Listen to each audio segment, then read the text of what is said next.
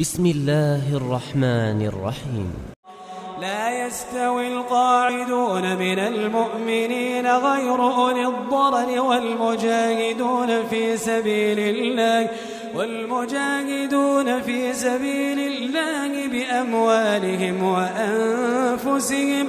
فضل الله المجاهدين بأموالهم وأنفسهم على القاعدين درجة، وكلا وعد الله الحسنى.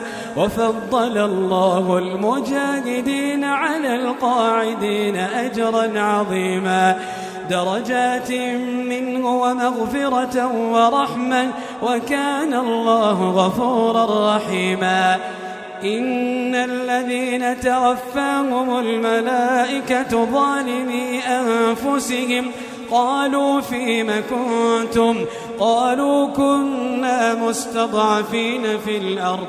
قالوا ألم تكن أرض الله واسعة فتهاجروا فيها؟ فأولئك مأواهم جهنم وساءت مصيرا.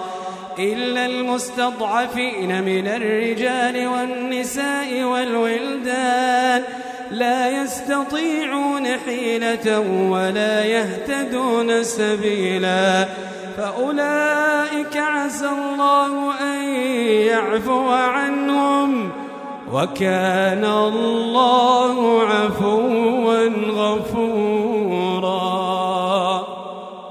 ومن يهاجر في سبيل الله يجد في الأرض مراغما كثيرا وسعا، ومن يخرج من بيته مهاجرا إلى الله ورسوله ثم يدركه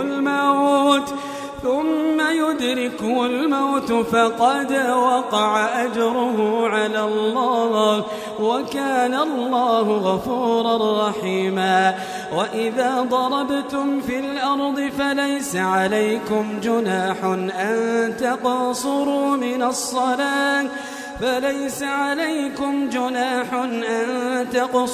من الصلاة إن خفتم أن يفتنكم الذين كفروا، إن الكافرين كانوا لكم عدوا مبينا.